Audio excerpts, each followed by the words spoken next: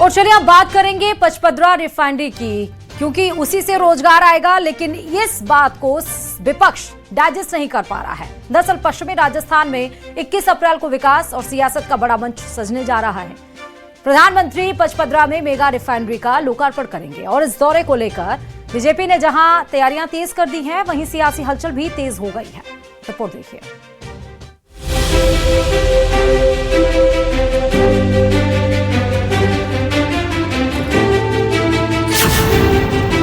बढ़ेगी ऊर्जा, मिलेगा रोजगार, रोजगार आए, विपक्ष को सियासत भाए।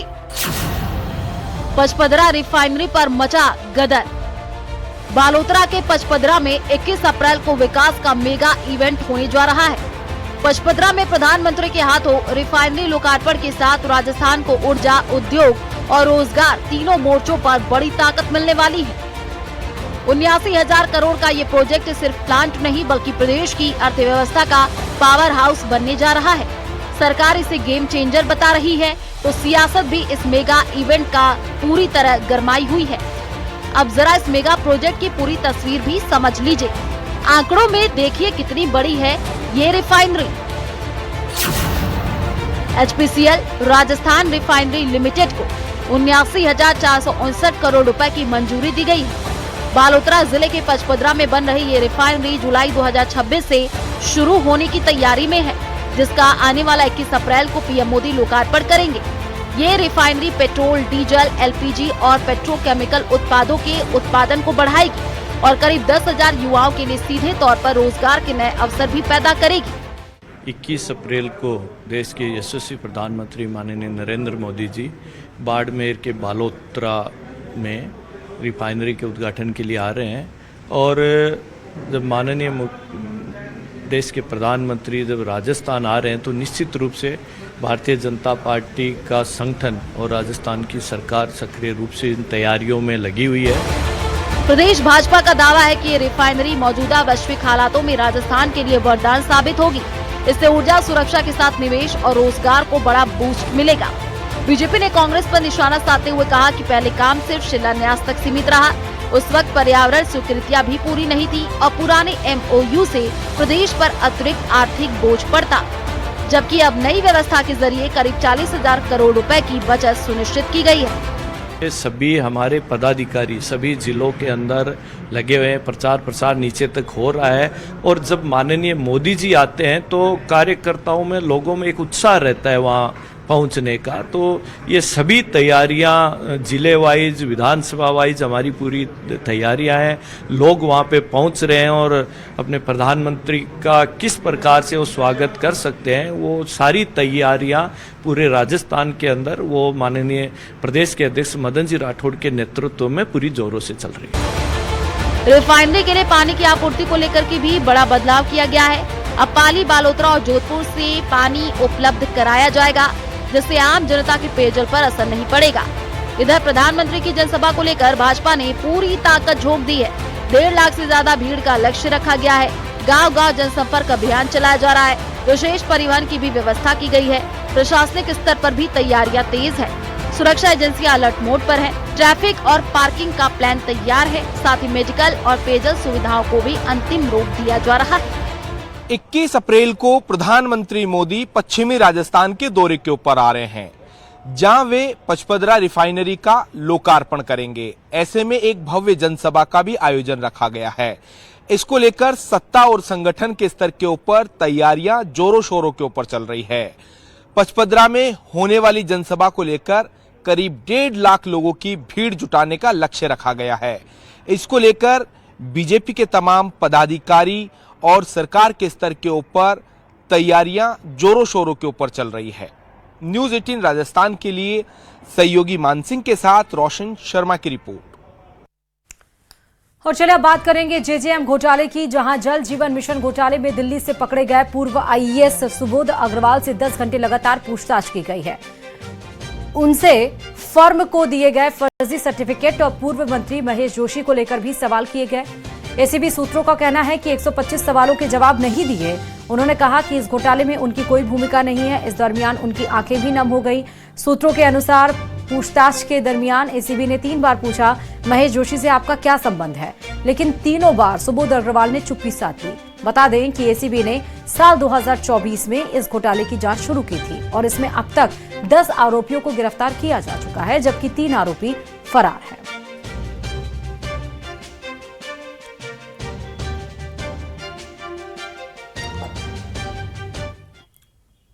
और चलिए अब बात करेंगे वाटर शटडाउन की। जी हां, अजमेर और व्यावर व्यासियों के लिए जरूरी और काम की खबर है। आने वाली भीषण गर्मी में आपको पानी की बूंद बूंद के लिए ना तरसना पड़े, इसके लिए जलदाय विभाग ने एक बड़ा कदम उठाया है। बीसलपुर की मुख्य पाइपलाइनों में हो रहे बड़े रिसाव को रोकने और पूरे सिस्टम को दुरुस्त करने के लिए विभाग की ओर से 30 घंटे का महा शटडाउन लिया गया है। ऐसे में कहां रहेगा इस शटडाउन का असर और विभाग की क्या है आगे की तैयारी, देखिए इस रिपोर्ट के जरिए।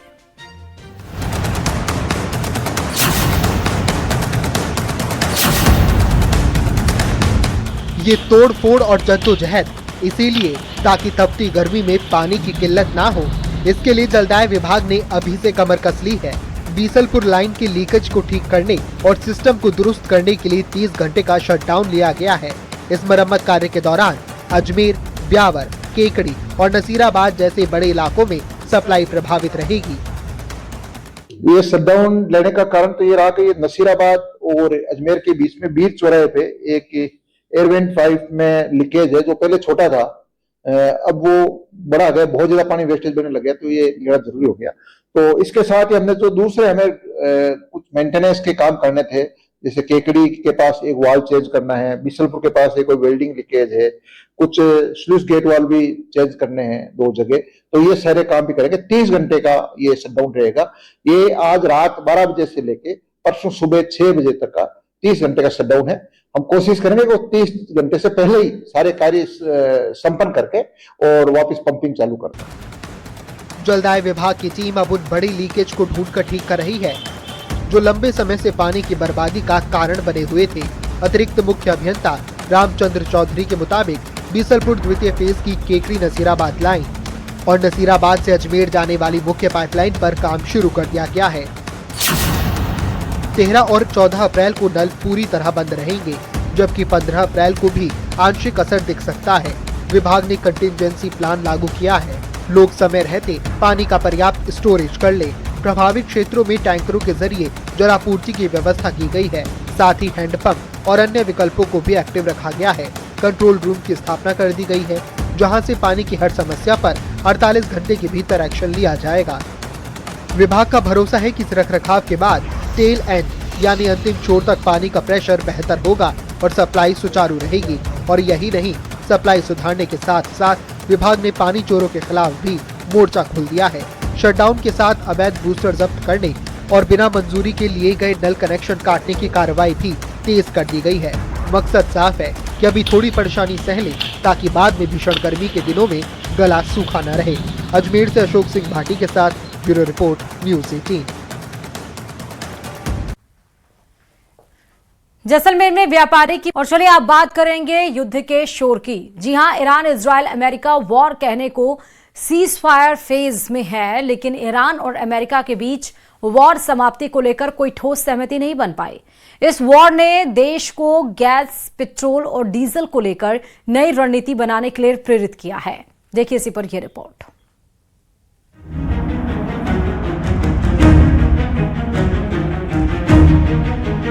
कुछ ही दिनों पहले पेट्रोल डीजल की किल्लत और आपूर्ति बंद होने की अफवाह के चलते प्रदेश के कई जिलों में पेट्रोल पंपों पर भारी भीड़ उमड़ पड़ी। पैनिक बाइंग के कारण लोग लंबी कतारों में लगे और कई जगहों पर ड्रम में ईंधन स्टॉक करते नजर आए, जबकि आपूर्ति पूरी तरह सामान्य थी। उन तस्वीरों से डीजल पेट्रोल पर निर्भरता कम करने की जरूरत महसूस हुई।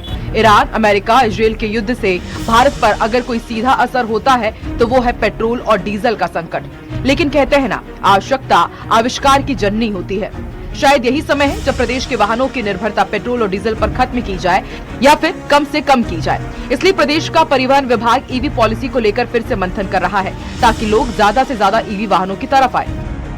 चूंकि वेस्ट एशिया में इतना क्राइसिस चल रहा है और उसको देखते हुए ईवी को लेके ये है कि ईवी को कैसे बढ़ावा दें और सार्वजनिक परिवहन में ईवी जो है वो आ जाए, जो ऑटो वगैरह हैं उसको रेट्रोफिट हो जाए, तो वो पेट्रोल और डीजल इनकी खपत कम हो या सीएनजी की खपत कम हो और थोड़ा सेल्फ सस्टेनिंग और उसकी तरफ इकोनॉमी जाए। उसके लिए यह है कि राज्य सरकार फोकस कर रही है कि ईवी चार्जिंग स्टेशन भी बढ़े और ईवी जो है व्हीकल्स भी बढ़े, ताकि जो है वो पेट्रोल डीजल पे डिपेंडेंसी कम हो। कहने को युद्ध विराम हुआ है, लेकिन जो ताजा हालात है उसमें ये कहना मुश्किल है कि आगे युद्ध नहीं होगा, इसलिए समय पर तैयारी बेहद जरूरी है। परिवहन विभाग पेट्रोल पंप की तर्ज पर अलग अलग हाईवे पर चार्जिंग पॉइंट बनाने पर विचार कर रहा है।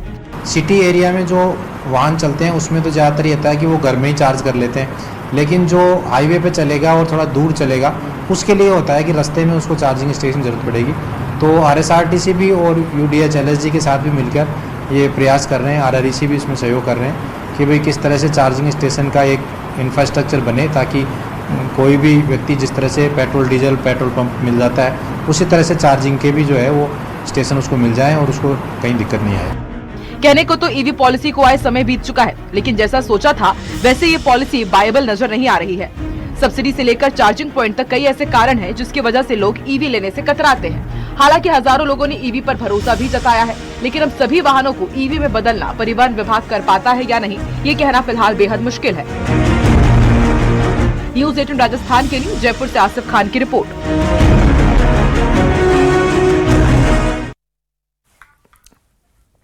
प्रदेश में आज 2 अलग अलग जगहों से आग लगने की घटनाएं सामने आई।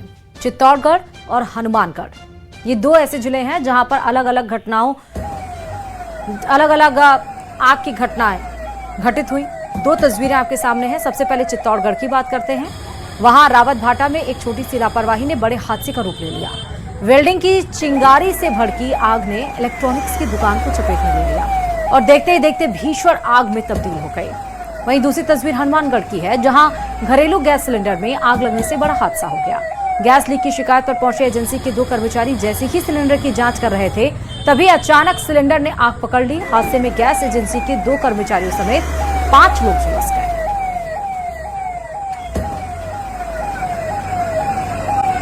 बाहर सुनने वाला कोई नजर नहीं आ रहा है। रिपोर्ट देखिए। इस पुल की हालत देखिए, ऐसा लग रहा है जैसे कभी आबाद ही नहीं था, और अब जब ये पूरी तरह बर्बाद हो चुका है तब भी इसके होने न होने से कोई फर्क नहीं पड़ता। दरअसल जब सुनने वाले किसी की गुहार पर गौर फरमाने के लिए तैयार ही न हो तो कोई क्या करे, किस से और कब तक गुहार लगाए। बहुत परेशानी हो रही है। किस तरह की परेशानी है? चारा पानी कुछ भी नहीं जा रहा। हमारे बच्चे अच्छा पढ़ने जाते हैं तो सब रह जाते हैं।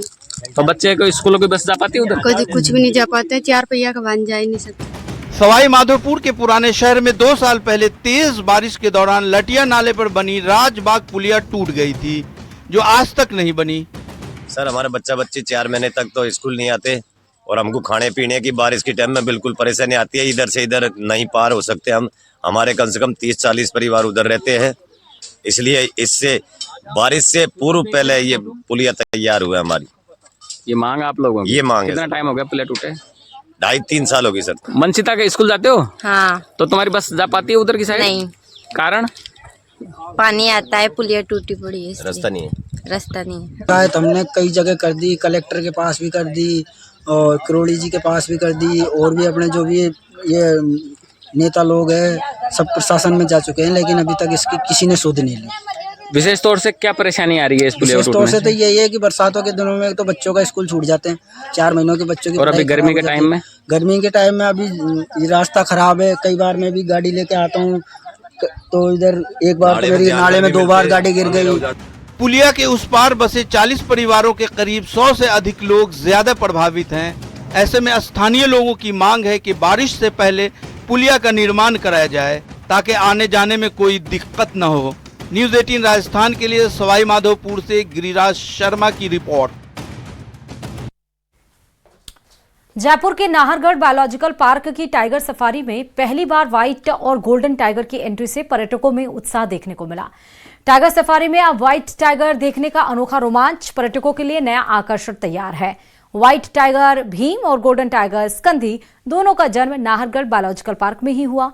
बाघिन रानी के दोनों शव एडल्ट शावकों भीम और स्कंदी को आज टाइगर सफारी में रिलीज किया गया है। नाहरगढ़ टाइगर सफारी में अब पर्यटक भीम और स्कंदी की मूवमेंट का लाइव रोमांच देख सकेंगे। व्हाइट टाइगर भीम और उसकी बहन स्कंदी 10 मई को 2 साल के हो जाएंगे।